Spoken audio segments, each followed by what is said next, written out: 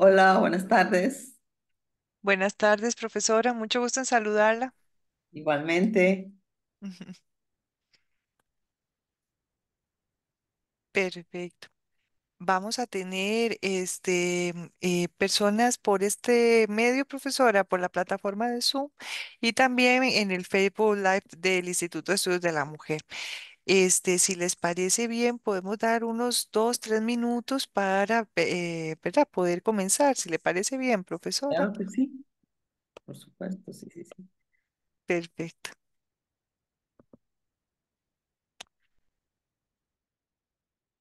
Mucha carrera, ya final del semestre. Sí, sí, ya terminando el curso. Muy bien. Qué risa.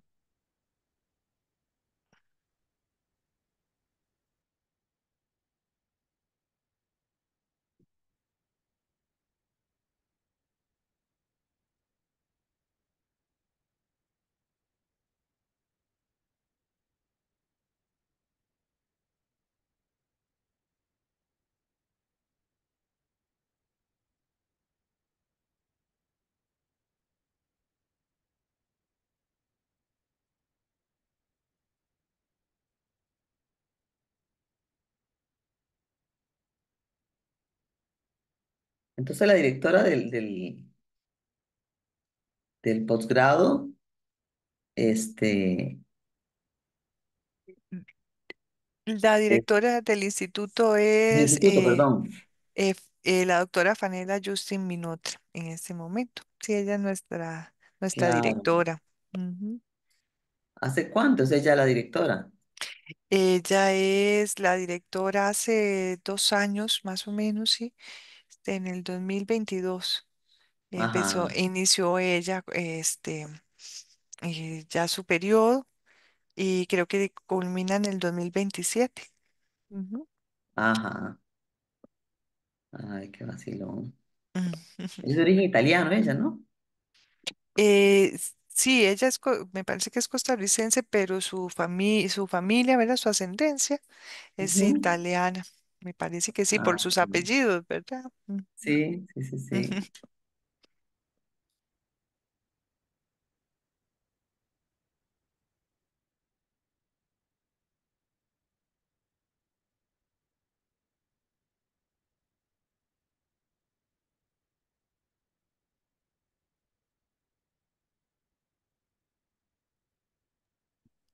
Voy a ver un momentito lo del Facebook Live, y ya regreso.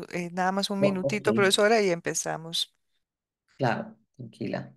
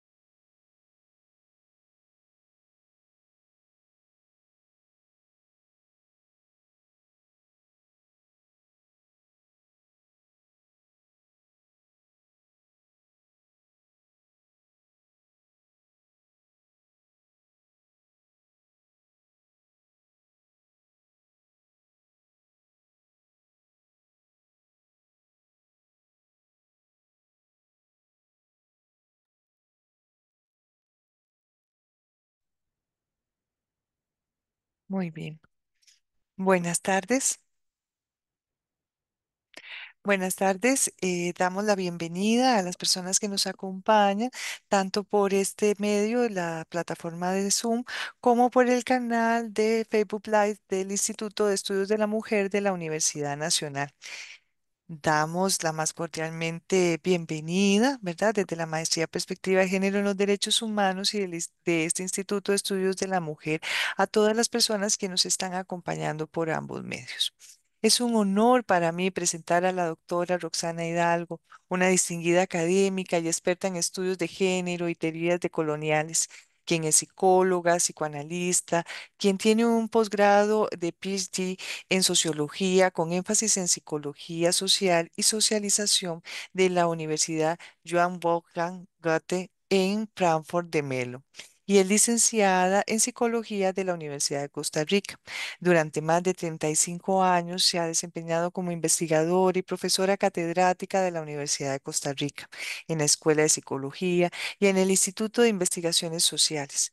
Asimismo, ha sido coordinadora de la Maestría Académica de Teoría Psicoanalítica y directora del posgrado de Psicología, así como del doctorado de Estudios de la Sociedad y la Cultura de esta misma universidad. Su campo de especialidad se centra en abordar temas vinculados con las relaciones de poder entre los géneros, la subjetividad y las autonomías femeninas, las relaciones entre migración y género y la relación entre la violencia heteropatriarcal, capitalista y colonial, a partir de los diálogos entre los psicoanálisis, los feminismos y los estudios queer y decoloniales desde el ámbito de la docencia y la investigación, así como desde su experiencia como psicoanalista. Entre sus publicaciones más reconocidas están Cuando la feminidad se trastoca, En el espejo de la maternidad, Conversaciones con mujeres penalizadas por cometer infanticidio, La Medea de Eurípides hacia un psicoanálisis de la agresión femenina y la autonomía, Voces subalternas, feminidad y otredad, Mujeres en las fronteras, subjetividad, migración y trabajos domésticos, arquetipas de la palabra, praxis política de las trabajadoras domésticas, entre otras. En la ponencia de hoy, la doctora Hidalgo, que tiene por título Subalternidad en América Latina, diálogos posibles desde los feminismos y los estudios decoloniales, nos está invitando a reflexionar sobre cómo estas corrientes teóricas pueden dialogar, complementarse, así como las implicaciones de dichos diálogos para las prácticas política y social. Sin más, damos la bienvenida a la doctora Roxana Hidalgo, a la quien le agradezco muchísimo. Adelante, profesora. Muchas gracias, Erika.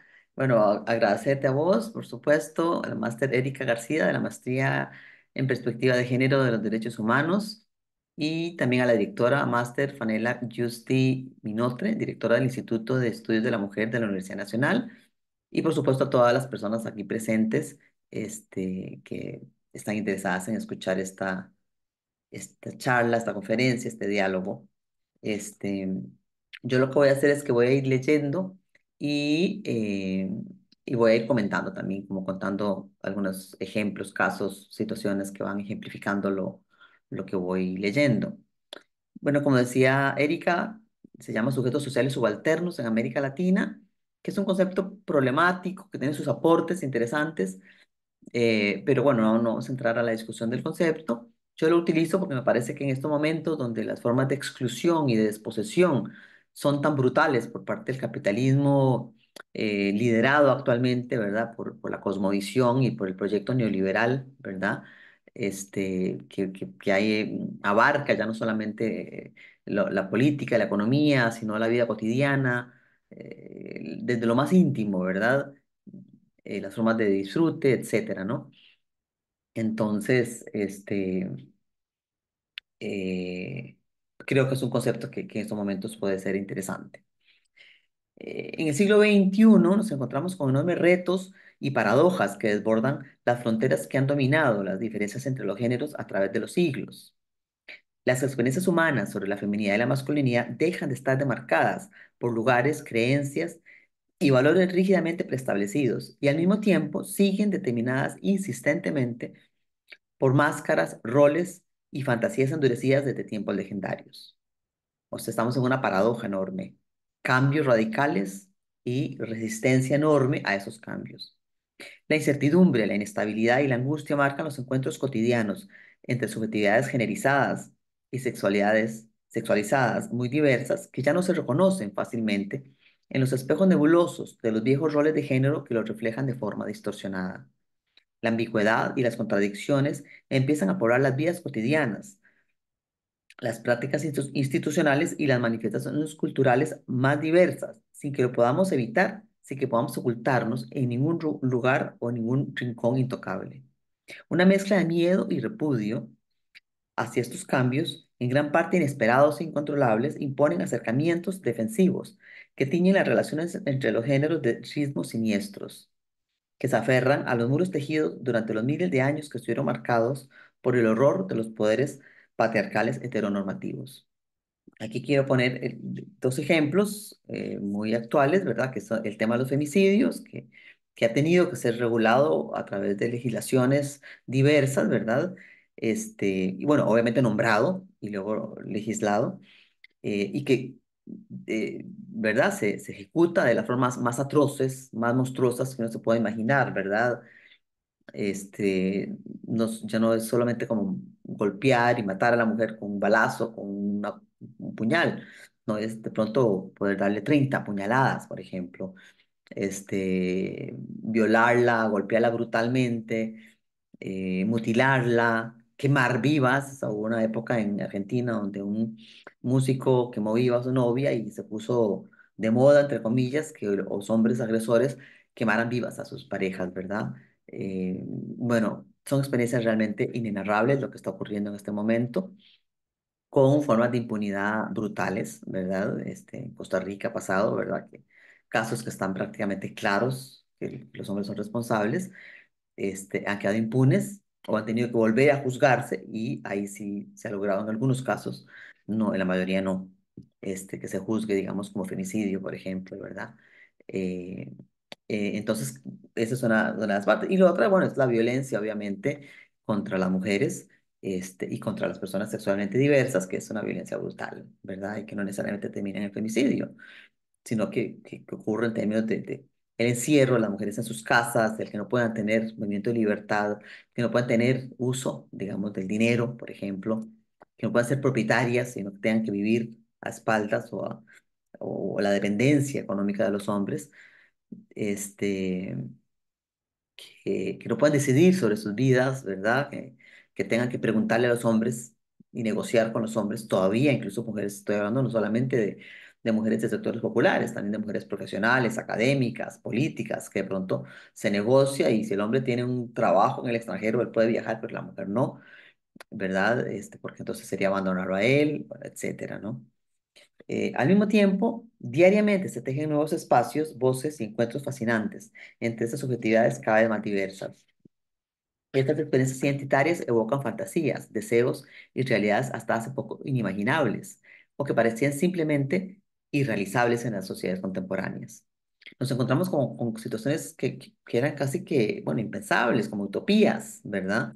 Este, el matrimonio igualitario, que se aprueba en Costa Rica recientemente, hace unos pocos años, y que se ha venido aprobando en otros países del mundo previamente, y el reconocimiento y la identidad de género y la posibilidad de que las personas sexualmente diversas puedan adoptar, por ejemplo, que es algo que se está aprobando en otros países y que podría llegar a aprobarse, que esperamos que se apruebe en Costa Rica, este, era inimaginable. Yo hace un par de décadas, tal vez, ni siquiera tanto, no pensaba, no, eso aquí no va a pasar. O sea, aquí en Costa Rica puede pasar en otro lado, pero aquí no, ¿verdad? Y pasó, ¿verdad? Incluso cuando la Corte lo exige, yo dije, ay, aquí van a boicotearlo, van a hacer algo. Y bueno, no pudieron, ¿verdad? Lo tienen que aprobar. O escuchar testimonios y las voces de estas personas, ¿verdad? No solo de las mujeres que empezamos a tener formas, digamos, de liderazgos que no teníamos en otros momentos, ¿verdad? Este, en la universidad empezamos a tener más posibilidades de ser directoras de escuelas, de posgrados, de institutos, ser participar en las vicerrectorías, en los decanatos, llegar a la rectoría, ¿verdad? La primera rectora en la UCR, la rectora creo que en la UNA han habido dos rectoras mujeres, ¿verdad? Me parece. En el TEC hay una rectora en este momento. Esos son cosas que también eran difíciles de imaginar hace un tiempo. Y escuchar, de pronto el otro día estuve en una actividad organizada por el profesor Omar Fournier, que se llama Transgeneraciones y eran tres personas trans que venían a dar su testimonio, una mujer de 60 años aproximada, una de 40 y un chico de 24. Y escucharlos ahí, ¿verdad? Como los expositores, los protagonistas de la escena, ¿verdad? Académica, era, era, era interesante, ¿verdad? Era impactante, ¿verdad? Porque sí, yo vengo de una generación como la generación de la mujer más mayor, que tenía 60 años, y ya decía, yo jamás me hubiera imaginado estar aquí hablando con ustedes en una universidad. Eso para mí era impensable. Yo vengo de las calles, ¿verdad? Yo me socialicé en las calles. Yo tuve que salir de la casa y prostituirme, trabajar en el trabajo sexual callejero, vivir las cosas más terribles, ¿verdad? Abusos, violaciones, golpes, maltratos, insultos, de todo lo que uno se puede imaginar. Y de pronto estoy aquí como protagonista, siendo respetada como una persona digna, ¿verdad? Entonces, ese tipo de experiencias realmente son interesantes, ¿verdad? En este sentido. Esta vieja separación entre civilización y barbarie, cultura y naturaleza, occidente y oriente, centro y periferia, masculinidad y feminidad, dejan de tener sus viejos contornos definidos en el sentido de un tiempo lineal que se dirige certeramente hacia el progreso y desarrollo infinitos. Estos polos excluyentes entre sí, estructurados jerárquicamente, se empiezan a transformar en experiencias inciertas que habitan espacios movibles y tiempos simultáneos. O sea, ya no son como eran antes. Y a la vez siguen siendo, ¿verdad? Palestina, por ejemplo, ¿verdad? O sea, hay un pueblo civilizado que puede asesinar brutalmente al pueblo. No hay una guerra entre el gobierno de Israel y Hamas. Eso no es lo que está pasando ahí. No, es una invasión del país. Están destruyendo el país y masacrando a la gente, ¿verdad? Pero, ¿qué son ellos? Bárbaros posiblemente, no seres humanos o seres humanos desechables, ¿verdad? Y entonces nadie hace nada o hacemos protestas, manifestaciones, han hecho manifestaciones enormes, algunos intentos de boicot, pero las potencias no tocan a Israel, ¿verdad? O sea, es un genocidio, es como lo que hizo Hitler, está con ellos, con esos judíos, y ellos lo están repitiendo y el mundo se queda impávido, ¿verdad? Y es de terror, uno dice, pero ¿qué es esto? ¿Cómo es posible? Es que no hay una guerra ahí, no es que hay un enfrentamiento bélico, donde uno ve, ¿verdad? Que se están enfrentando, no, jamás está recluido, no sé dónde, y el pueblo está siendo asesinado brutalmente. Entonces es ahí donde decimos, hay cambios y luego situaciones de resistencia muy fuertes. Estos conceptos de razón, sujeto e identidad que sí surgen asociados indisolublemente con la modernidad capitalista, colonial y patriarcal, entran en crisis, ¿verdad? Con el paradigma de la posmodernidad, pero no desaparecen, ¿verdad? Siguen estructurados de una manera fuerte, ¿verdad?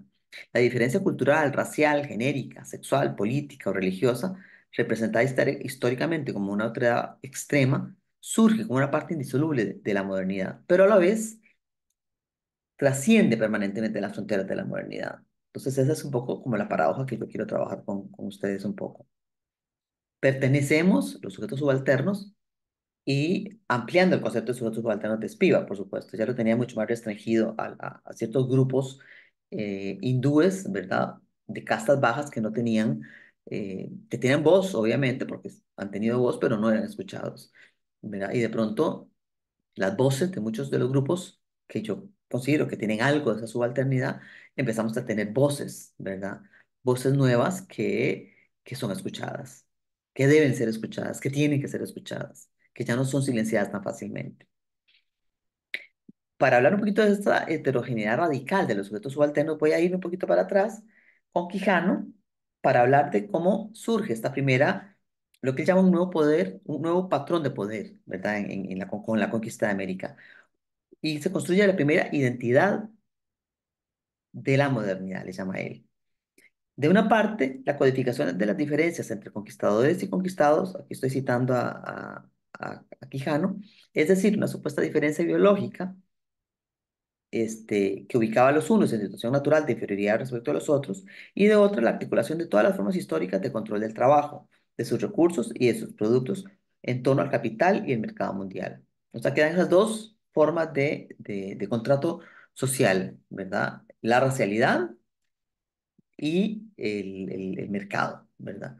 Que va a establecer, ¿verdad? Que había una estricta división racial del trabajo, ¿verdad? Los blancos y algunos mestizos mezclados con los españoles podían tener derecho al salario, ¿verdad?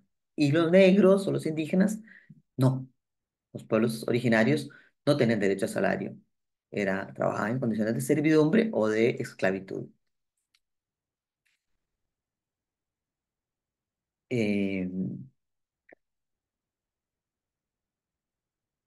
no obstante, esta colonialidad del poder basada en estos dos contratos tiene un contrato eh, sexual, de acuerdo con Pateman, que es previo, ¿verdad? Que es como una especie de escena originaria previa, que ya venía, ¿verdad? Desde Occidente. Y que significa que hay dos formas supuestamente biológicas, ¿verdad? Las diferencias entre los géneros, que son biológicas desde esa perspectiva, ¿verdad? O sea, la mujer es inferior al hombre porque es menos inteligente, porque es menos fuerte, porque es más vulnerable, porque no debería votar porque no tiene la inteligencia para votar, etcétera, ¿verdad? Y los hombres, y por supuesto el tema racial, ¿verdad? Son como dos elementos fundamentales. Entonces, ese contrato sexual es fundamental, que Quijano no lo nombra, ¿verdad? Y en muchos de los aportes coloniales no se nombra ese contrato sexual. O sea, no solamente es la colonialidad del poder, el capitalismo estructurado a partir de esta, sino la estructura patriarcal heteronormativa que construye una jerarquización también brutal entre hombres y mujeres y grupos sexualmente diversos.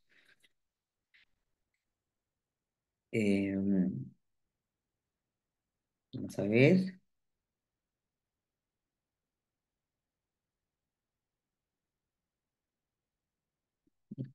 Ya lo trabajamos. Estas formas de exclusión social son las que conforman los sujetos subalternos que, siguiendo Spivak, están asociados con lo que Kristeva define como lo abyecto, ¿verdad? Aquello que está en el borde entre lo propio y lo extraño, entre el adentro y el afuera, eh, es decir, aquello que pertenece a la modernidad capitalista, colonial, patriarcal, heteronormativa, pero a la vez se le resiste, a la vez está fuera de ella, ¿verdad? Por eso se considera abyecto, porque es algo que pertenece y no pertenece. Es como Cristeva habla de lo objeto vinculado también, por ejemplo, con los restos corporales. Los restos corporales, la sangre, las lágrimas, el pelo cortado, las uñas, las heces, la orina, el cadáver, está en ese borde entre la vida y la muerte, ¿verdad? O sea, acaba de morir, pero ahí está el cadáver todavía.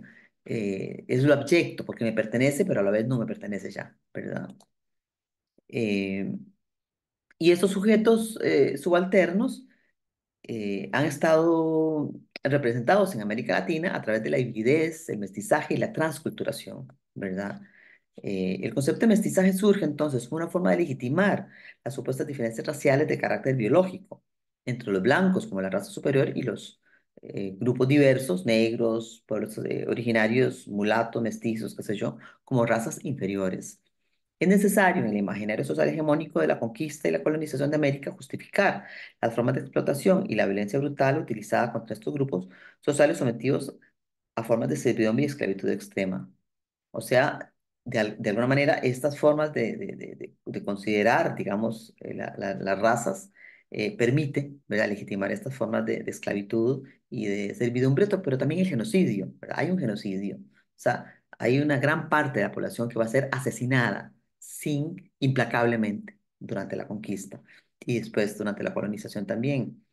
Y después sigue pasando hasta el día de hoy. Este, Este mestizaje era obviamente un peligro para la pureza de la raza blanca, que era supuestamente venía de una pureza, ¿verdad? Este, Estos grupos, ¿verdad? Culturales, raciales, las mujeres también, los grupos sexualmente diversos, van a tener que esperar ciclos para llegar a tener los mismos derechos ciudadanos que tienen los hombres blancos, heterosexuales y con poder económico. Eh, Si bien en la mayoría de los países, ¿verdad?, occidentales, Ya existen como condiciones posibles en las leyes, las constituciones nacionales y en convenios internacionales. En la realidad concreta, las condiciones de vida de estos colectivos siguen siendo profundamente contradictorias, cargadas de formas de desigualdad y discriminación todavía difíciles de superar. Es lo que vimos en la universidad, por ejemplo, donde las mujeres vivimos formas de discriminación muy particulares que no viven los hombres, ¿verdad? Solamente por el hecho de ser mujeres. Y bueno, obviamente todos los grupos culturales diversos, los pueblos, los chicos estudiantes o profesores que llegan, digamos, de pueblos originarios o población afrodescendiente o gente sexualmente diversa, viven esas formas de discriminación también. Pongo la academia porque es de donde yo vengo, pero digamos, eso está en todos los espacios, ¿verdad? Esto ha implicado una destrucción sistemática de formas de saber, de manifestaciones culturales, artísticas, etcétera, ¿verdad? De estos grupos, porque como no son sujetos de derecho, no son ciudadanos con las mismas condiciones que esos otros sujetos que ya hemos nombrado, entonces se permite esa destrucción. Digamos lo que pasó perdón, en Guatemala, ¿verdad? Con las masacres de genocidio que hubo de los pueblos indígenas, fue brutal, ¿verdad? Llegaron a cometer, no sé, unas 600 masacres, yo no recuerdo, pero era una cosa exagerada, donde llegaban los pueblos a matar a todo mundo de la forma más brutal posible y a destruir todo lo que había en esos pueblos, ¿verdad? Con la absoluta impunidad, ¿verdad? Hasta el día de hoy. O hasta hoy en día, desde los discursos hegemónicos de la modernidad, se manifiesta una urgencia por expulsar, mediante la imagen de una autoridad irreconocible, aquellos componentes humanos que subvierten el concepto de sujeto autónomo de Kant, el ego trascendental de Husserl y el sujeto fálico de Lacan, ¿verdad? O sea, eso es algo que no nos deja, ¿verdad? Lo otro interesante acá es que se asume, ¿verdad?, esta hibridez cultural, pero como, bueno, es que América Latina es híbrida, es mestiza, pero no. O sea, la hibridez cultural, el mestizaje existe en todo lado, ¿verdad? Europa, África, Asia, son mezclados, no hay etnias puras, no hay ninguna pureza racial, ¿verdad? Alemania, por ejemplo, o sea, son gente de pueblos muy diversos, ¿verdad? Desde los pueblos que vienen de la antigua URSS o de Rusia, ¿verdad? O sea, los germanos no son, digamos, los alemanes, están totalmente mezclados. Y eso, por supuesto, que no se asume de esa manera, ¿verdad? Entonces, lo que hacemos es, partimos de, entonces de una impureza étnico-cultural como condición fundamental de la vida humana. Es decir, de un intercambio y mestizaje cultural ineludible como condición primordial en el surgimiento de los grupos diversos y colectivos humanos que han poblado la Tierra. Posición que se sostiene, como hemos visto, en la impureza o mestizaje cultural ya presente en los orígenes mismos de la humanidad. Orígenes mixtos que encontramos narrados en los relatos sobre los orígenes de los pueblos más diversos del mundo. Siempre en los mitos originarios está el mestizaje, está la mezcla, ¿verdad? Este, ¿Cuánto llevo de tiempo para ubicarme, Erika? Bueno, vamos a buscarnos 5:28. Un momentito, aquí tengo. Lleva usted media hora. Si Media gusta, hora ya. ah, Media hora ya, pues pucha. lleva así más aproximadamente, Ok, pero ok. continúe usted y Sí, adelante. Gracias. listo. Bueno, frente a estas formas, digamos, de poder hegemónicas, surgen insistentemente formas de poder alternativas. Y quería hablar un poquito de eso también, ¿verdad? Como pensar un poco en la esperanza, ¿verdad? En las cuales estos sujetos subalternos se resisten a las formas de negación y destrucción de la vida en todas sus manifestaciones. Mediante experiencias de resistencia y subversión muy diversas, estos grupos van construyendo formas de organización, redes de apoyo y tejidos comunitarios en los que prevalecen estrategias de poder novedosas que posibilitan la creación de terceros espacios o espacios intermedios. De acuerdo con Ansaldúa y Rivera Cusicanqui, que son otras autoras que a mí me gustan mucho, ellas hablan de espacios fronterizos o espacios shishi, que vienen de lenguas de pueblos originarios, ella tiene orígenes indígenas, son lugares contradictorios, paradójicos y ambiguos, en los que las experiencias culturales, étnicas, nacionales, sexuales o de género muy diversas pueden coexistir, ¿verdad? En función de la construcción de relaciones subjetivas, intersubjetivas o comunitarias alternativas, que trascienden la integración o adaptación jerárquica de la autoridad cultural. O sea, que no se basan en la estructuración jerárquica de que el otro es el que no pertenece, ¿verdad? Las diferencias o contradicciones pueden atravesar fronteras y habitar en los bordes, en los intersticios, en las fisuras, sin tener que sacrificar las autoridades culturales en función de las identidades hegemónicas. No se trata de construir identidades, sino de trastocar, transformar o tejer procesos identitarios novedosos, en los que las diferencias no se anulan o se disimulan, sino que siguiendo a Rivera Cusicanqui, se sostienen y se legitiman en su diversidad ilimitada, compleja y abigarrada. Y ese concepto de abigarrado a mí me parece interesante porque trata de plantear un poco algo entrecruzado, mezclado, como un nudo, ¿verdad? Algo donde las fronteras son completamente porosas, ¿verdad? Y la mezcla no es una mezcla como digamos, equitativa o no, es una mezcla rara, es una mezcla confusa, ¿verdad? Y es un poco lo que plantean esas autoras en términos de alternativas, ¿verdad? Este, una ausencia de derechos, de pertenencia, de arraigo, que provocan estos grupos expulsados o marginados de la modernidad y el progreso, formas novedosas de resistir y reaprender a convivir entre sí y con los otros.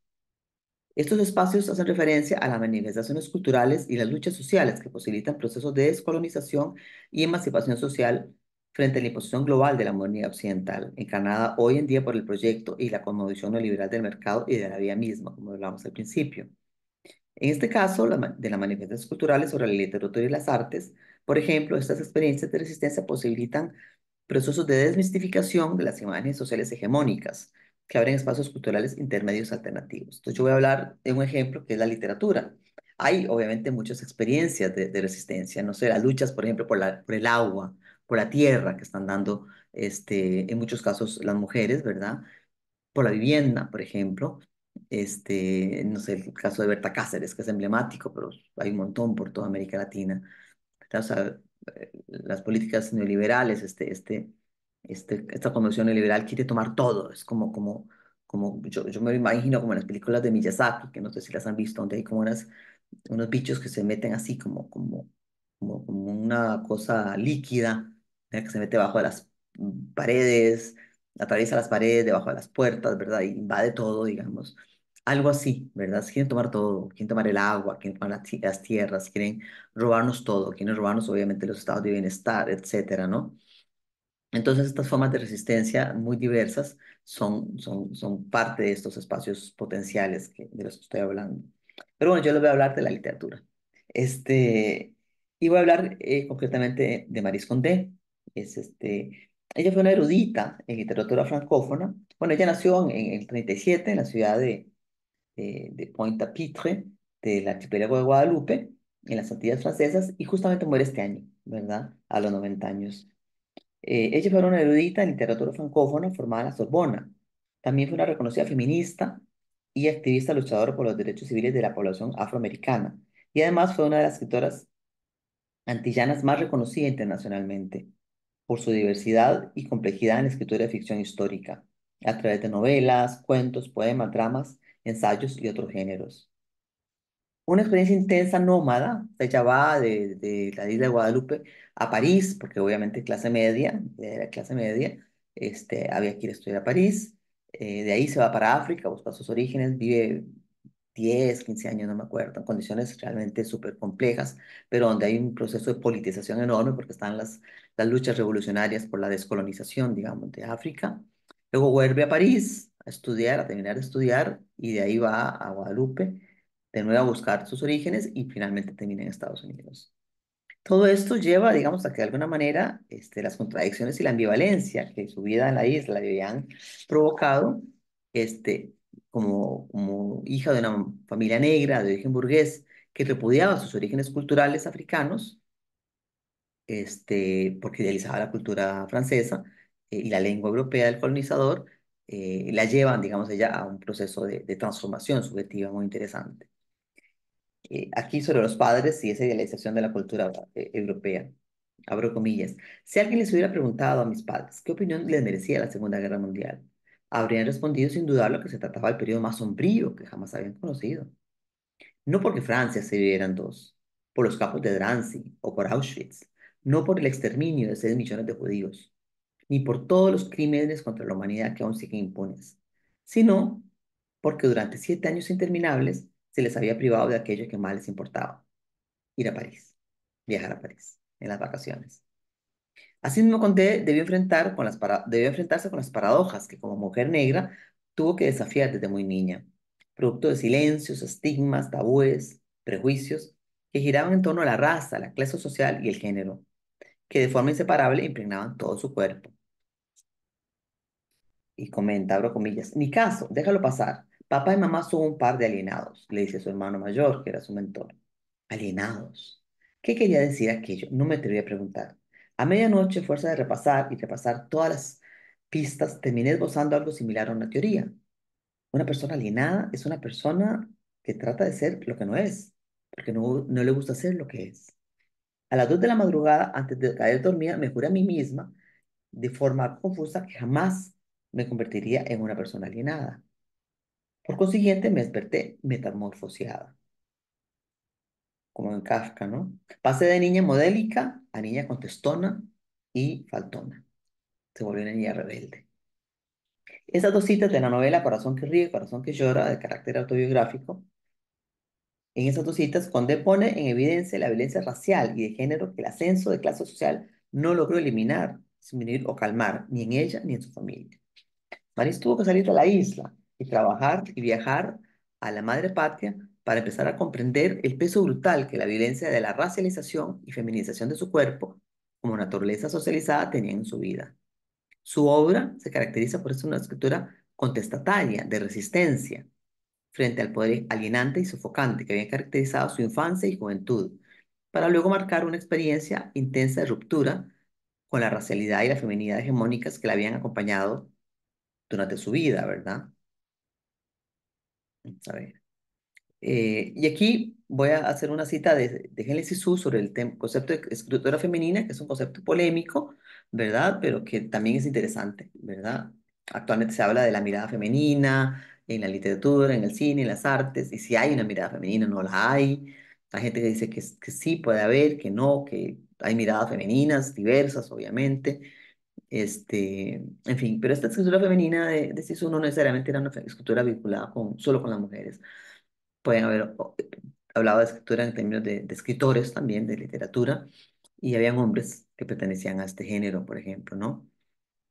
Este, entonces, es una escritura que ella la ubica como transgresora de la lingüística, de la gramática, de las estructuras más formales, digamos, de la escritura, ¿verdad? Con un peso de lo poético, ¿verdad? Muy fuerte. Y nos dice, un texto femenino no puede ser más que subversivo.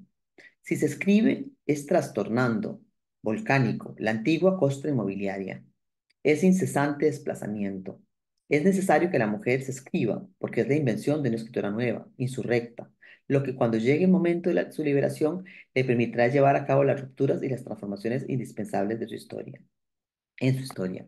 Y yo hablo de que esa escritura femenina podríamos o sea, hacerla una metáfora no solamente de escribir, literalmente, sino de escribirnos o reescribirnos como mujeres, ¿verdad? O como sujetos subalternos. En el sentido de poder repensarnos desde lugares que no estén marcados por esas formas de descalificación, de humillación, de denigración, ¿verdad? De vulnerabilidad en las que nos coloca en lugar de subalternidad, ¿verdad? En lugar de sujetos otros, ¿verdad? De sujetos no, no racionales, de no pertenecer al sujeto moderno, ¿verdad? De la cultura occidental.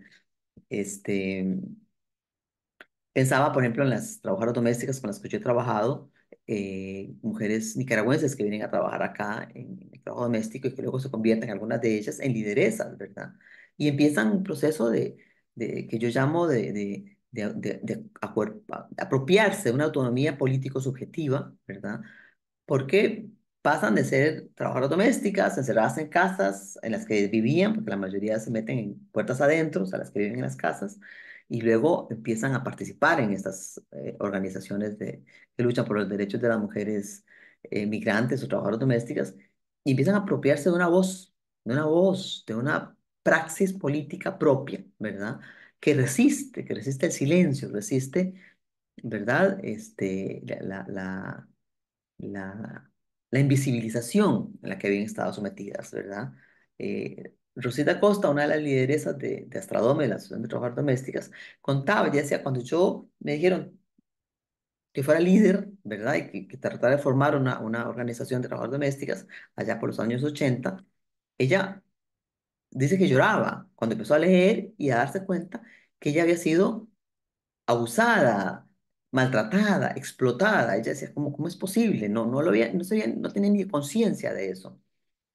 Entonces empieza a leer, empieza a luchar y bueno, lidera esta asociación hasta hace pocos años, porque ya la edad no le permite mantenerse en ese liderazgo, pero logran, ¿verdad? La aprobación de la ley de trabajo doméstico en el 2009, ¿verdad? Que es en la época justamente que yo estoy haciendo investigación con ellas, y logran también que se apruebe el convenio internacional sobre el trabajo decente para las trabajadoras y los trabajadores domésticos de la OIT, ¿verdad?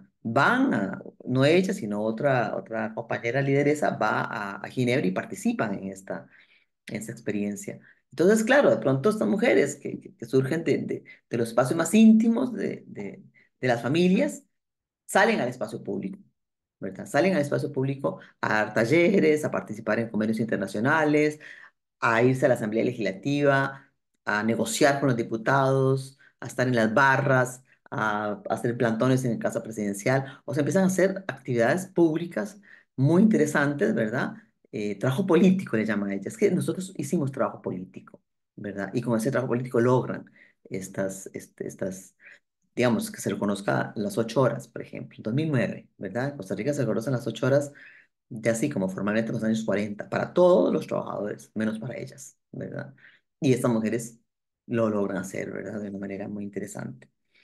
Y ya para ir cerrando, la escritura de Conde es contestataria, subversiva y transgresora al abordar las cicatrices de la esclavitud, de la diáspora africana, de mujeres negras fuertes, potentes, sometidas y rebeldes a un mismo tiempo. La literatura se convirtió para Condé en un reencuentro con un pasado histórico que había sido silenciado e invisibilizado. Un pasado que sus padres intentaron borrar a partir de un fracaso desgarrador. O sea, no lo logran. Sobre su escritura afirma, la literatura me lo ha enseñado todo sobre las diferencias y la igualdad. Es un lazo entre los seres humanos. Es un sueño que puede llevarte a la revolución o a la simple contemplación de la belleza. Pero por encima de todo, la literatura es una herramienta de comprensión. Nos ayuda a entender el mundo. Citado por Fernández, 2019. Eh,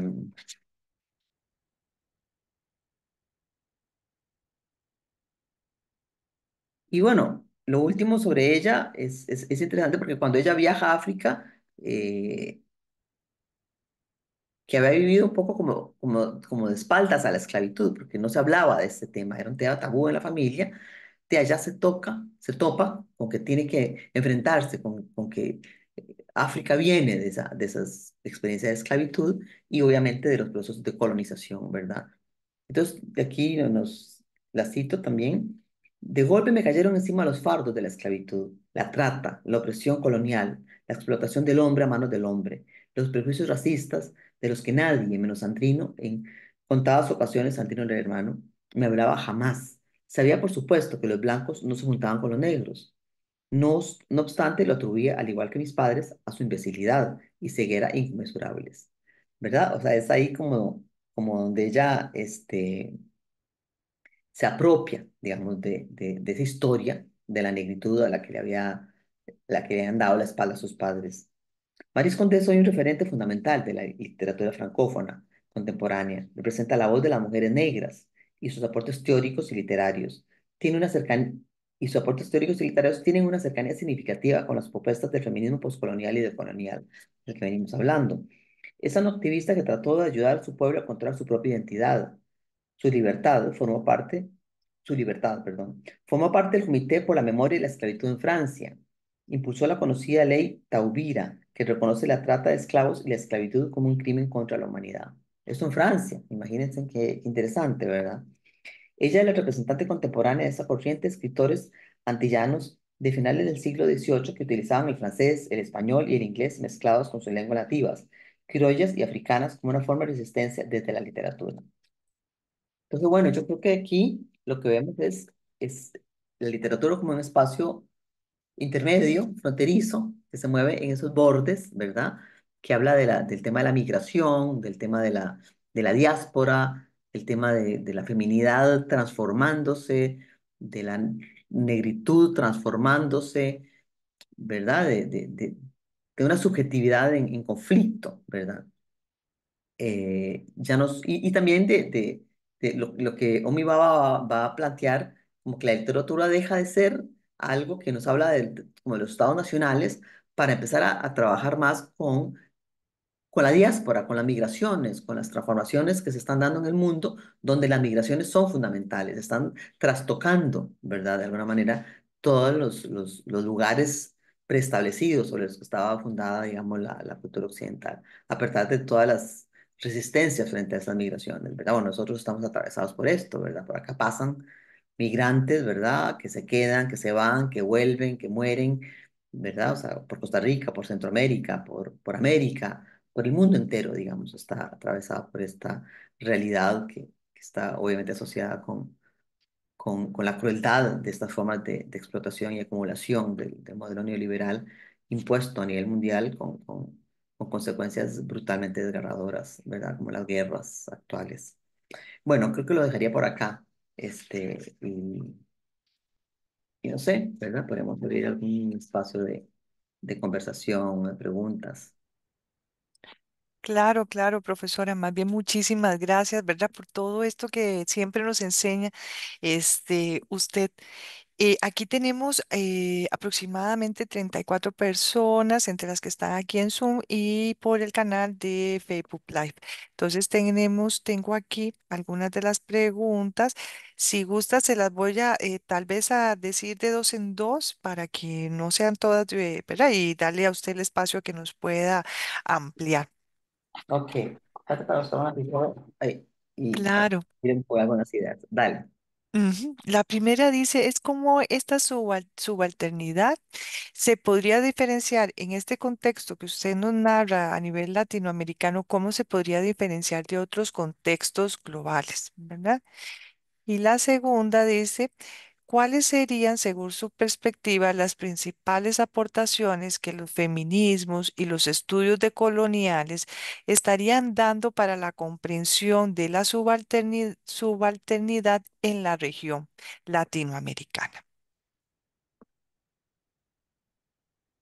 Esa sería Esa última sería, bueno, principales aportaciones de los feminismos y de los estudios decoloniales hacia... la comprensión de lo que es la Ok. subalternidad en la región latinoamericana. Y si quiere, ¿verdad? Para que tal Ujú, vez, ujú. para que no decirle todas, tenemos algunas. Y si algunas de las personas que aquí nos acompañan también, ¿verdad? Sé que tienen tal vez algunas inquietudes, me las pueden anotar en el chat y yo se las estaré también diciendo a la profesora. Adelante, profesora. Perfecto, bueno, dice subalternidad y las diferencias con otros contextos globales. Eh, pues sí, la subalternidad es un concepto como bastante abstracto, ¿verdad? Y como les decía, polémico también, porque tiene sus bemoles, ¿verdad? Eh, no obstante, dicho, creo que cada contexto, ¿verdad? Que incluso la misma subalternidad, no sé, por decirles algo, de la racialidad, ¿verdad? En Costa Rica frente a la racialidad en Brasil o Colombia o Estados Unidos es muy diferente, ¿verdad? La realidad de las mujeres, por ejemplo, ¿verdad? Como sujetos subalternos es muy diferente de acuerdo al lugar que ocupemos en la sociedad, a la clase social, al nivel educativo, a, al color de piel que tengamos, ¿verdad? A la nacionalidad que tengamos, ¿verdad? O sea, o sea, es tan diverso, digamos, que habría como que irse como a esa particularidad, ¿verdad? Para poder entender cómo funciona la subalternidad en cada contexto. Como les decía, cuando hasta eh, académicas, Spivak, ¿verdad? Que retoma el concepto de subalternidad de Gramsci y tiene este texto que se llama pueden hablar los subalternos, que generó una gran polémica, ¿verdad? Porque era, bueno, cómo no van a poder hablar, ¿verdad? Claro que hablan, pero no son escuchados, o sí son escuchados, o quienes hablamos, o podemos nosotros hablar por ellos, por ejemplo, ¿verdad? Es todo un tema bien polémico, ¿verdad? Todos los académicos hablamos por los subalternos, pero los subalternos no hablan. Bueno, en fin, es todo un tema polémico. Pero ella se refería también al tema este de las castas, ¿verdad? En la India, donde las castas más bajas son prácticamente, bueno, no son ciudadanos, ¿verdad? No tienen los derechos ciudadanos que pueden tener otras castas. Y entonces están sometidos a un silenciamiento de su palabra, ¿verdad? A una invisibilización de su palabra brutal, digamos, que ella sentía, ¿verdad? Que era muy difícil, digamos, de trascender.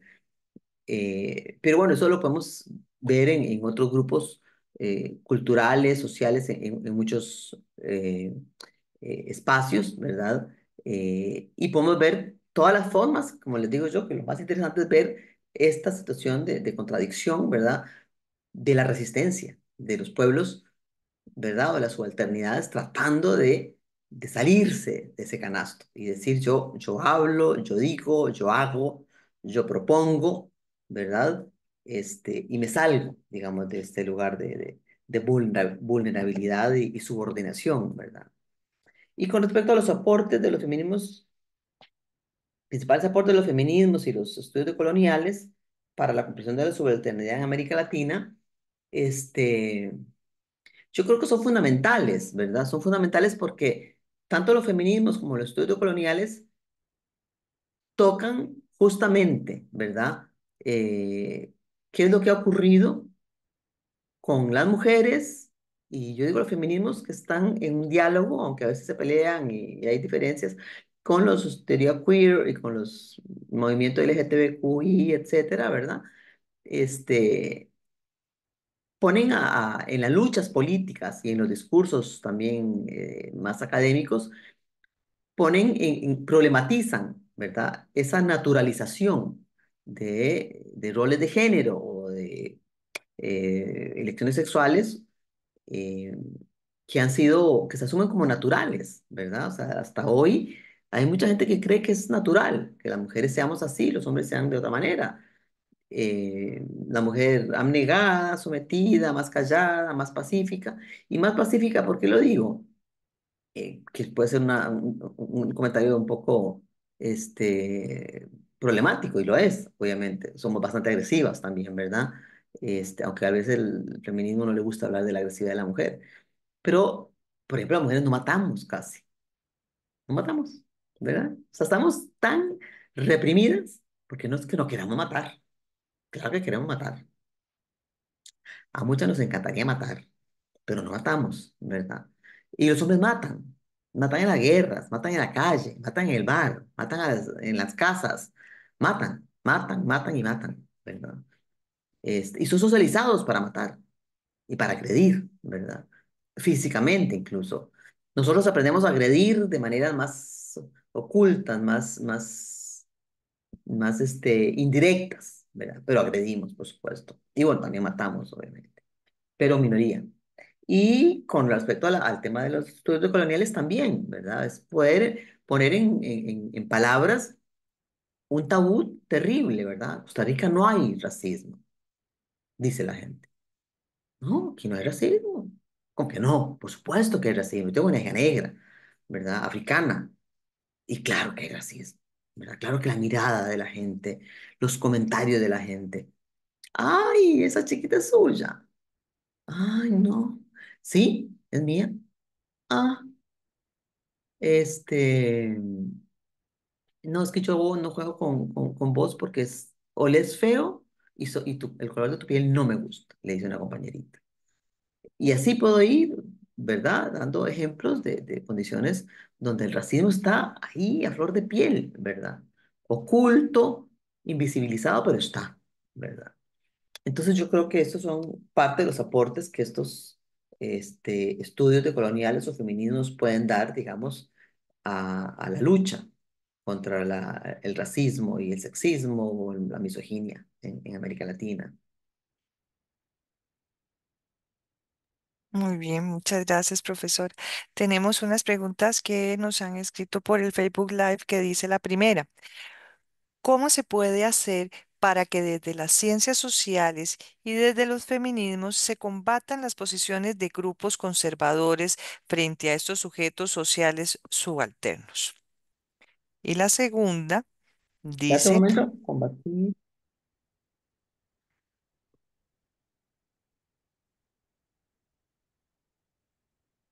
Ajá.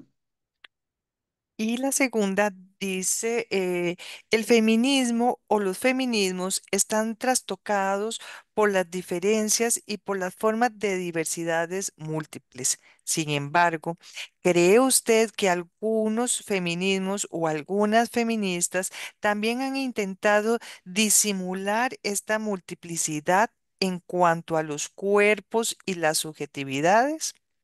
Y hay otra también que tenemos aquí que dice, ¿cómo puede ser Espérate un momento, esto cuerpos y subjetividades. Ajá. Vamos. subjetividades? Y junto a esa viene otra que dice, ¿cómo puede ser esto contraproducente para la lucha por una vida más digna?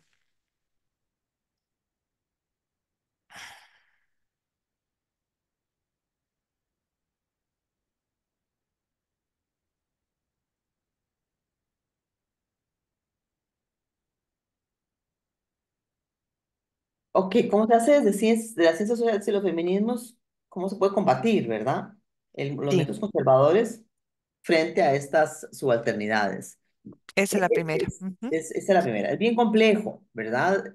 Porque, como les decía, yo creo que estamos en un momento donde las luchas de resistencia de estos grupos subalternos que han capturado, digamos, el espacio público en las últimas 5 décadas, tal vez, obviamente desde antes, pero digamos que en las últimas 5 décadas, el movimiento de los derechos civiles, los movimientos feministas, los movimientos de los grupos sexualmente diversos, de los pueblos originarios, han cobrado una fuerza bien interesante, ¿verdad? Este, pero, pero de alguna manera hay una vuelta conservadora, hay un retorno, yo le llamo un retorno de lo reprimido, ¿verdad?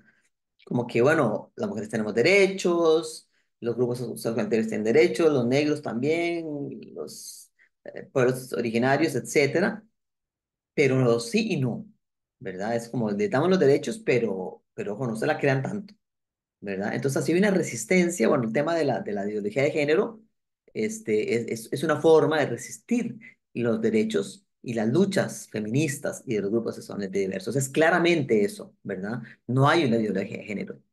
El género es un concepto teórico, ¿verdad? Que se utiliza en la academia, pero también en las luchas políticas, ¿verdad? El género y los conceptos de feminidades y masculinidades, ¿verdad? O las relaciones entre hombres y mujeres y entre grupos no binarios, etcétera, ¿no?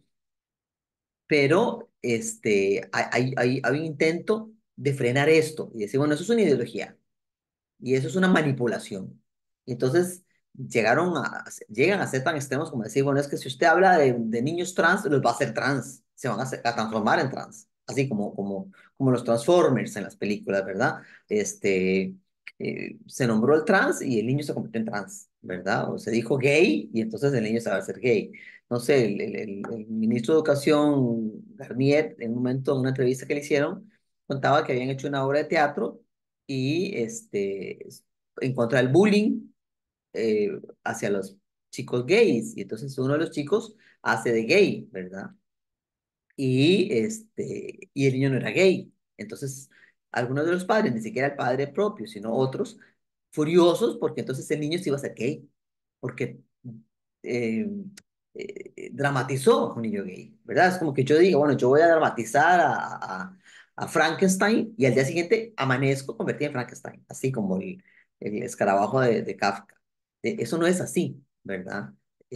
Hablar de la diversidad sexual o hablar de las posibilidades que tienen las mujeres para hacer cosas diferentes, como por ejemplo jugar fútbol, algo tan sencillo como eso. O sea, en mi época jugar fútbol era prohibido, prohibido. No juegan fútbol las mujeres, punto.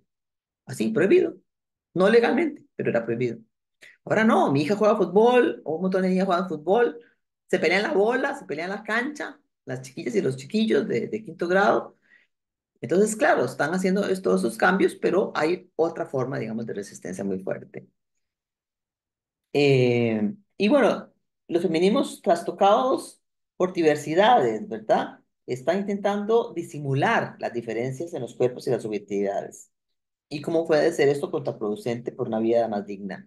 Ese es un tema complejísimo, ¿verdad? Porque los feminismos y los diálogos de los feminismos con, por hagámoslo así, con los movimientos LGTBQ o con las luchas contra la racialización de los grupos afrodescendientes, digamos, en América, no son tan fluidos, ¿verdad? Entonces, los feminismos hegemónicos, que no son feminismos hegemónicos, son feminismos hegemónicos, donde las mujeres blancas que no existimos, ¿verdad? Porque no hay nadie que sea de este color, tampoco hay nadie que sea de este color, negro, ¿verdad?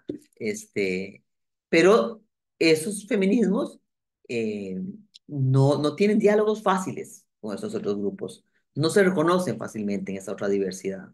Y los grupos también, afrodescendientes a veces, ¿verdad? Tienen dificultades en esos intercambios porque entonces, si te metes con el feminismo, deja la lucha nuestra, ¿verdad? Dicen algunos. Entonces, yo creo que es fundamental esos diálogos, que sin esos diálogos no podemos avanzar adecuadamente. Igual que con los grupos sexualmente diversos, no podemos decir que la lucha de ellos es esta y la lucha nuestra es otra, ¿verdad? Está el tema famoso que es una mujer trans, es una mujer que tal vez no es operado, tiene pene. ¿Es una mujer? Claro que es una mujer trans, es una mujer, se siente mujer, se identifica con el rol de género femenino, desde niña, porque esas identidades genéricas vienen desde niñas, esas identidades genéricas no vienen en la adultez, como la gente cree que yo me puedo transformar en trans porque me da la gana hoy, ¿verdad? Puedo problematizarme yo, obviamente, cuestionarme lo que yo soy, pero una transformación voluntaria de que yo ahora soy trans, ¿verdad? Porque me dio la gana, no es así de fácil, ¿verdad? Las identidades genéricas y de las elecciones sexuales vienen muy tempranamente. Y por eso, esas niñas, ¿verdad? O esos niños, hombres o mujeres trans, o los que no se quieren identificar, ¿verdad? Porque hay algunos que dicen, bueno, yo soy hombre trans, pero no necesariamente, ¿verdad? O yo soy mujer trans, pero podría moverme un poco entre mujer y hombre, ¿verdad? O quitármelo, el mujer y hombre, ¿verdad? Había esta académica Judith Halberstram que llega a una conferencia y dice, bueno, usted me puede, ¿cómo le llamamos a usted? Entonces, Judith o Jack, como les dé la gana. Si les parece Judith, me dicen Judith, y si les parece Jack, ¿verdad? Me dicen Jack. Entonces, digamos que a mí me parece que es fundamental esos diálogos, porque si en esos diálogos es muy contraproducente. Las luchas feministas están estancadas, se estancan, excluyen, limitan, ¿verdad? Como les digo, o eh, sí, sobre todo el tema de las personas trans o las personas, por ejemplo, intersexuales, ¿verdad? ¿Dónde los ubicas? Bueno, donde se ubiquen, ¿verdad? Y si las mujeres trans se ubican en el feminismo, ¿por qué la vamos a excluir? ¿Qué derecho tenemos? ¿Verdad? Judith Butler dice algo muy claro, el sexo, no hay un sexo anterior al género, ¿verdad? O sea, nosotros nacemos con una estructura eh, biológica, ¿verdad? Que tiene pene, vagina o a veces están mezclados, pero digamos que tenga uno la vagina y el clítoris y todo, y el hombre tiene el pene y los testículos, pero el proceso identificatorio va por otro lado, ¿verdad? Porque no se nace mujer, no se nace hombre, se construye, nos hacemos en el proceso, ¿verdad? Y entonces ahí donde esas excluyentes, ese biologismo tiene que ser superado, ¿verdad? Y cuesta mucho todavía. Muy bien, profesora. Tenemos dos preguntas más y es la siguiente. Em, ¿Qué estrategias considera usted que podrían ser efectivas para visibilizar y empoderar a esas mujeres subalternas de las que usted nos habla en contextos de violencia estructural, de violencia por parte del Estado. De violencia estructural por parte del Estado. ¿Sí? Y después otra que dice cuál es el papel, Espérate un eh, minuto. ujú, Ajá, ujú. dale. ¿Cuál considera usted que es el papel de los hombres en la discusión sobre la subalternidad y las relaciones de poder de género en este contexto latinoamericano?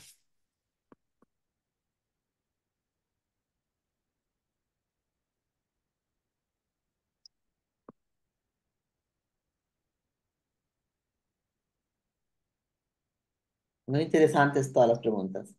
Este, ¿Qué estrategias efectivas se podrían, verdad, utilizar para visibilizar y empoderar la violencia estructural por parte del Estado?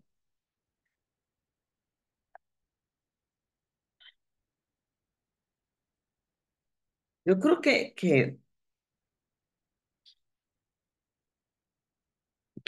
voy a utilizar un concepto de Rita Segato, que le llamaba la política femenina, le llamaba ella. Y yo sé, ¿por qué la femenina y no feminista, verdad? Y ella decía que habían condiciones de las mujeres, ¿verdad? Características de las mujeres que no son biológicas, son históricas, ¿verdad? Pero que son muy importantes, como por ejemplo la empatía y la compasión hacia el otro. A nosotros nos enseñan más, nos, nos dan más herramientas para poder sentir compasión y empatía por los otros. No siempre, obviamente, pero digamos hay una tendencia, ¿verdad? Al hombre le enseñan más a la guerra, a la violencia, a la separación, a la distancia, a yo soy porque soy diferente a vos, ¿verdad? Y la mujer nos enseña en esta otra parte. Entonces yo creo que esa empatía y esa compasión que las mujeres tenemos, este, es algo que hay que explorar y explotar, digamos, que hay que construir espacios grupales, colectivos, redes diferentes a nivel comunitario, a nivel institucional, a nivel eh, de diferentes organismos o organizaciones, por ejemplo, privadas o ONGs, a nivel de las empresas, ¿verdad? Donde el tema de la empatía y la compasión estén presentes, donde el tema de lo jerárquico y el autoritarismo que sigue caracterizándonos en estas sociedades tan violentas pueda ser cuestionado, ¿verdad? Para construir relaciones más compasivas, más empáticas, donde el respeto por el otro, por la diferencia del otro, no se convierta, digamos, en la persecución del otro, ¿verdad? Que es lo que tiende a ocurrir, ¿verdad? En las relaciones jerárquicas a nivel institucional, en el Estado, son relaciones muy jerárquicas, pero no solo en el Estado, yo diría que también las empresas privadas, por ejemplo, ¿verdad? Bueno, las ONGs, en muchos espacios, en las escuelas, obviamente, ¿verdad? En los colegios, en las universidades, esa jerarquía, esas relaciones de poder son muy violentas, ¿verdad? Y llevan a formas de persecución, de bullying, de acoso, no solo sexual, acoso laboral, acoso escolar, acoso, ¿verdad? A muchas formas de acoso, este, que deben ser enfrentadas, que deben ser visibilizadas y cuestionadas. Y creo que lo grupal, los tejidos grupales y la amistad, yo diría que la empatía, la compasión y la amistad, la construcción de tejidos de amigas o de amigos, ¿verdad? Es fundamental. Más allá de la familia también es importante construir algo alternativo en las familias, que cuesta mucho, ¿verdad? Las familias son terriblemente jerárquicas y violentas. Pero digamos que las amistades que uno elige, ¿verdad? Y ahí poder elegir amistades en las cuales yo me pueda acuerpar, pueda contar con esas personas para enfrentarme con las situaciones de violencia estructural a las que estamos sometidas. Pero es un reto fuerte, ¿verdad? Enfrentarse con la violencia estructural a nivel del Estado, pero yo lo tomaría a nivel de las empresas también, a nivel privado, ¿verdad? Porque a veces de pronto se habla del Estado con sus niveles de jerarquía terribles y no se habla de las empresas también con sus niveles de jerarquía terribles, ¿verdad? Entonces yo creo que sí, ¿verdad? La mujer tendríamos ahí un papel muy importante que jugar si pudiéramos empoderarnos desde ese lugar de que la compasión es un valor humano fundamental, la empatía es un valor humano fundamental, y no el odio frente al otro, la distancia frente al otro, el repudio frente al otro, el asco frente al otro. Yo soy si tú eres, es una frase que viene de Ubuntu, de África. Francis Kelame la retomaba aquí, este, que en paz descanse, falleció hace un par de años. Yo soy si tú eres, ¿verdad? Tiene algo que ver con ama a tu prójimo como a ti mismo, ¿verdad? Pero tiene otra perspectiva. Yo soy si tú eres es como yo soy si vos también puedes ser, ¿verdad?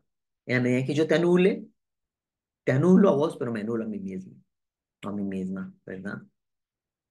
Esa es una parte. Y el papel de los hombres en la subalternidad, en las relaciones de poder entre los géneros, yo creo que es fundamental, ¿verdad? Los hombres, hay mujeres que dicen es que nosotros no tenemos que ser las educadoras de los hombres, no tenemos que ser las educadoras de los hombres, pero tenemos que ser interlocutoras, es la mitad de la población del mundo. Y hay que ser interlocutoras con esos hombres, a los cuales les cuesta mucho aceptar los cambios. ¿Por qué les cuesta? Porque es el perder poder, ¿verdad? Perder seguridad, es quedar en condiciones de vulnerabilidad cuando les han dicho desde pequeños que los hombres no son vulnerables.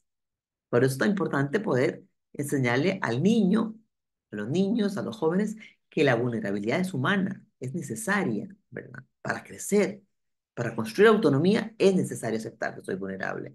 Y eso es lo que a los hombres les da terror, ¿verdad? Entonces yo creo que los diálogos con los hombres son fundamentales. Eh, y bueno, hay muchos espacios para construir eso, en los trabajos, en las universidades. Son diálogos muy complejos, muy difíciles. Los hombres están muy resistentes, ¿verdad? Y el feminismo, en todo lado, pero aquí en Costa Rica, está estigmatizado, ¿verdad? Como algo violento que está contra los hombres. Entonces nos llaman las feminazis, por ejemplo, ¿verdad? Surge ese concepto de feminazi, que es profundamente violento, ¿verdad? Y que impide a veces que hayan diálogos, ¿verdad? Y que hayan transformaciones en las relaciones de poder entre los géneros que lleven a espacios alternativos, a esos espacios intermedios, ¿verdad? Y para construir espacios intermedios, esas masculinidades tienen que transformarse, ¿verdad? Tienen que poder irse cambiando, ¿verdad? Y hay mujeres heterosexuales que se plantean cómo amar a un hombre que le enseñaron a odiar a las mujeres, ¿verdad? Es complejo, ¿verdad? ¿Cómo amar a un hombre cuando la masculinidad hegemónica está fundamentada en el odio y el repudio de lo femenino, desde chiquititos? No sea marica, no sea gay, no sea llorón, no sea, ¿verdad? O sea, odie lo femenino.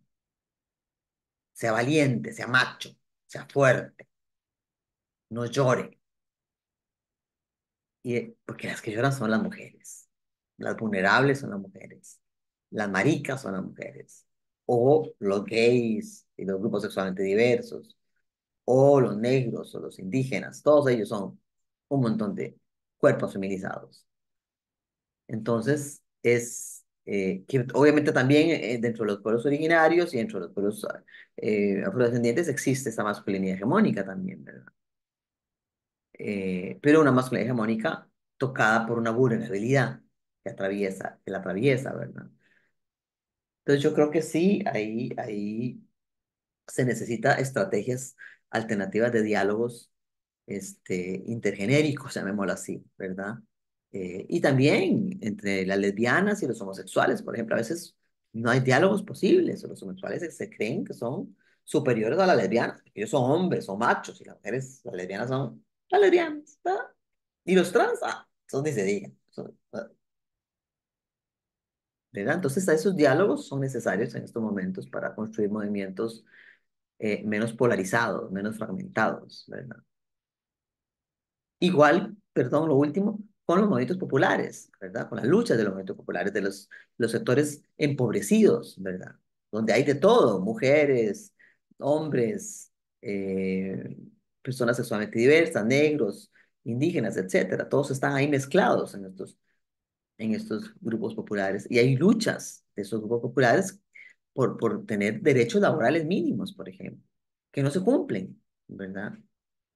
Este, entonces, o sea, cuando las universidades salen, por ejemplo, en el caso de las universidades, salimos a luchar por el FES, es fundamental que salgamos a luchar por la caja, que salgamos a luchar por los agricultores, que salgamos a luchar por lo que los sindicatos proponen en algunos momentos como luchas fundamentales, como las luchas por el plan fiscal, que no la dimos. Ahí estuvimos ausentes, las universidades estuvieron ausentes de las luchas contra el plan fiscal, un plan fiscal que es absolutamente aberrante, ¿verdad? Que le puso impuestos a los sectores populares y a las clases altas, a las grandes empresas, cooperativas, zonas francas, no les puso ningún impuesto, ninguno. Pero a la canasta básica sí, ¿verdad? Entonces esas luchas tienen que unirse. No podemos luchar solo por lo nuestro, ¿verdad? Bueno, por ahí yo creo. No sé si hay más preguntas o... Muy bien. Solo nos queda una profesora que veo acá. Dice que qué relevancia considera usted que tienen esta conversación, ¿verdad? Estos diálogos que usted nos plantea en el plano del activismo y las políticas públicas en los países de América Latina. Y con esa ya estaríamos finalizando. Ok, léemela otra vez. ¿Qué papel tiene? ¿Qué papel tienen los diálogos que usted nos propone Ajá. para el activismo y y la creación de políticas públicas en América Latina? Mira, yo creo que para el activismo, este, los activismos, ¿verdad? Que son tan diversos, estos diálogos posibles, ¿verdad? Donde no nos polaricemos, o sea, yo voy a luchar por salarios dignos, yo voy a luchar por la educación primaria y secundaria, yo por la educación universitaria, yo lucho por las mujeres, yo lucho por los diversos sexualmente, yo lucho por los negros, yo lucho por los indígenas. Esas fragmentaciones para construir políticas públicas alternativas son muy sesgadas, ¿verdad? Y por eso nos ha costado tanto salirnos, ¿verdad? De esos, yo diría que son como especies de, como los caballos que van así, como con una cosa acá, ¿verdad? Y yo voy corriendo, papá, y no veo para el lado, ¿verdad? Hay que quitarse esos, no sé cómo se llama eso, pero que le ponen a los caballos para poder ver para los otros lados, ¿verdad?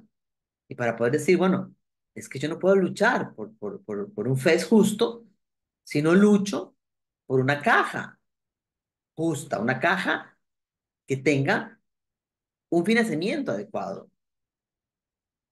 Si no lucho por un ICE que tenga acceso y que tenga financiamiento para poder llegarle a todo el país. ¿Acaso las empresas privadas, si logran tomar todas el trabajo que hace el ICE, por ejemplo, van a importarle un carajo que haya acceso a Internet en lugares lejanos o a teléfono? No les importa, no lo hacen. Así es en otros países, así es en América Latina. Esa es una realidad, ¿verdad? Entonces, es fundamental estructurar estrategias que han empezado a haber, intentos de diálogos, ¿verdad? Pero es difícil. Si a veces entre las feministas se agarran las generaciones diferentes, o las del grupito tal con el otro grupito, o las de... Yo uso mucho una metáfora, no una metáfora, no, una imagen de una película que se llama La vida de Brian, ¿verdad? Porque me parece que ejemplifica mucho esta polarización que no nos sirve, ¿verdad? Donde la tolerancia se cae. Y es que la vida de Brian es la vida de Jesús, pero Brian no sabe que él es Jesús, ¿verdad? Es una parodia. Entonces Brian va corriendo porque el pueblo lo va siguiendo porque es Jesús, ¿verdad? Y él sale oyendo, espavorido, y se le cae la sandalia. Y el pueblo que lo va siguiendo, unos cogen la sandalia y los otros se quedan sin sandalia. Entonces los de la sandalia dicen, somos los de la sandalia. Y los de la sin sandalia gritan, y nosotros los de la sin sandalia. Y ya habían dos grupos polarizados. Los de sandalia y los de la no sandalia se odiaban. Y uno dice, ¿qué es esa locura? ¿Verdad? O hay una guerra de guerrillas donde estaba porque también es toda una parodia, ¿verdad? Nosotros somos los del Ejército Judaico de Liberación. Y se agarraban contra los otros, que eran el Ejército de Liberación Judaico.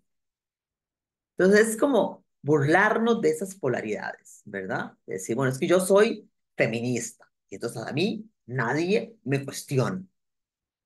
Un momentito. O sea, ¿cómo? Tienes que dialogar. Tienes que dialogar con otras personas. O el de psicoanálisis y feminismo, por ejemplo. No había diálogo, era un odio terrible, ¿verdad? Hay que dialogar. ¿Qué aporta el psicoanálisis al feminismo? ¿Qué aporta el feminismo al psicoanálisis? ¿Qué aporta el feminismo a los movimientos LGTBQ? ¿Qué aporta el movimiento LGTBQ al feminismo? ¿Qué aportan las universidades a las luchas por la caja? ¿Qué aportan las luchas de los trabajadores de la caja a las luchas nuestras? Eso es lo que hay que trabajar. Romper la bipolaridad, las polaridades, la intolerancia. No hay nada peor que esa cosa de que yo pertenezco y vos sos el otro, ¿verdad? Que no perteneces. Vos aquí no perteneces. Vos no sos. Donde yo marco al otro como que no es, estoy convirtiéndolo en ese subalterno. Yo soy la feminista, la líder del movimiento queer. Yo soy el sindicalista. Yo soy el estudiante, el profesor universitario que lucha la justicia de las universidades. Yo soy el médico, la enfermera que lucha por la caja. Y ahí, en esa soledad, nos fragmentamos mientras las élites se unifican. Ya son geniales para unificarse. O sea, si hay algo que saben hacer es unificarse. Pueden odiarse a muerte, ¿verdad? Pero se van a unificar. Cuando tienen que enfrentarse con movimientos sociales fuertes, se unifican, ¿verdad? Y logran su cometido, que es lo que pasaba en América Latina con eso, ¿verdad? Que un Bolsonaro comete atrocidades durante 4 años en Brasil y llega casi al poder. 51 contra 50 contra 49. Casi llega al poder después de todo lo que hizo. Y ahora Trump parece que va a llegar al poder y uno dice, pero es que tomó el Capitolio, pero es que violentó esto, violentó lo otro, denigró a los afrodescendientes, denigró a los musulmanes, se burla y denigra a las mujeres, etcétera, etcétera, etcétera, sí, pero presidente, que la gente está tan furiosa que le damos el voto a este. ¿Qué pasó en Costa Rica con Chávez? Yo no sé, aquí hay chavistas, pero bueno, yo no soy chavista. Creo que es aberrante lo que hace, ¿verdad? Aberrante. O sea, creo que no puedes insultar por la vida a todo el mundo para imponerte vos. Eso no es tolerable, no es legítimo, ni en el político ni en nadie, ¿verdad? Pero ahí lo tenemos de presidente, ahí lo tenemos de presidente, ¿verdad? Entonces, dicho, creo que es la intolerancia y la polarización, que es lo que estamos viendo en el mundo. El mundo está polarizado. Hay buenos y malos. No, señores, no es así fácil. No es que los israelitas son buenos y los palestinos son malos, o los palestinos son malos y los israelitas son buenos y los israelitas son todos malos. O sea, los israelitas no son los israelitas, o sea, es el gobierno israelita el que está haciendo la masacre, no el pueblo. No podemos generalizar, ¿verdad? Y la violencia de los palestinos, el pueblo palestino, es jamás un grupo terrorista que se le ocurrió hacer este acto sabiendo que no podía defender al pueblo, ¿verdad? Entonces es ahí donde creo que sí, los diálogos son fundamentales. La mediación, ¿verdad? Bueno, yo creo que por Muy ahí bien. no quiero cansar más a la gente. No, claro. Muchas gracias, profesora, ¿verdad? Este. Para concluir, bueno, queremos agradecerle profundamente a usted, profesora, por habernos acompañado, ¿verdad? Por su presentación tan esclarecedora, por compartir con las personas que estamos aquí presentes y que también están por el Facebook Live su vasto conocimiento sobre estas categorías de análisis, sobre subalternidad, sobre feminismos, sobre estos diálogos que usted nos propone para la descolonización en Latinoamérica, sobre ese interdisciplinario, ¿verdad? En el que usted integra el psicoanálisis, los estudios queer, las teorías decoloniales, el feminismo, que nos han brindado hoy, creo que una perspectiva muy renovadora sobre esas complejas relaciones de poder, sobre las autonomías femeninas, sobre la lucha por la justicia social en la región, que es algo muy importante, muy valioso y que se debe colocar sobre la mesa. Nos llevamos, creo que hoy, una comprensión más profunda, ¿verdad? De esas múltiples formas de violencia heteropatriarcales, capitalistas, coloniales, que han venido definitivamente, como usted mencionaba, a afectar a las comunidades subalternas, a esos grupos subalternos, y de la importancia siempre de crear espacios para que estas voces y estas experiencias sean siempre valoradas. Creo que esta experiencia no solo nos invita a reflexionar, sino que también nos inspira usted el día de hoy a seguirnos cuestionando, desconstruyendo esas estructuras de poder que han permeado las desigualdades. En razón de todo esto, profesora, muchísimas gracias. Muchas gracias a todas las personas por su participación, por su atención, por sus preguntas, ¿verdad? Y los invitamos a seguir siempre explorando y promoviendo estos diálogos que nos decía la profesora son necesarios para no solo los contextos académicos y profesionales, sino para nuestras sociedades. Nuevamente, muchas gracias, profesora, por su invaluable contribución y esperamos siempre contar en futuras oportunidades con usted aquí en la Universidad Nacional y en el Instituto de Estudios de la Mujer. Muchísimas gracias. Que tengan buenas tardes. Muchas gracias a ustedes también y a todos los que participaron. Las preguntas estuvieron realmente muy interesantes y bueno, para uno siempre es muy enriquecedor estos espacios. Gracias, buenas noches. Buenas noches. Gracias. No, mañana si es que profe, llegas. Disculpe. Pero seguro por eso me escucha. Estaba sintiendo mal. Profe.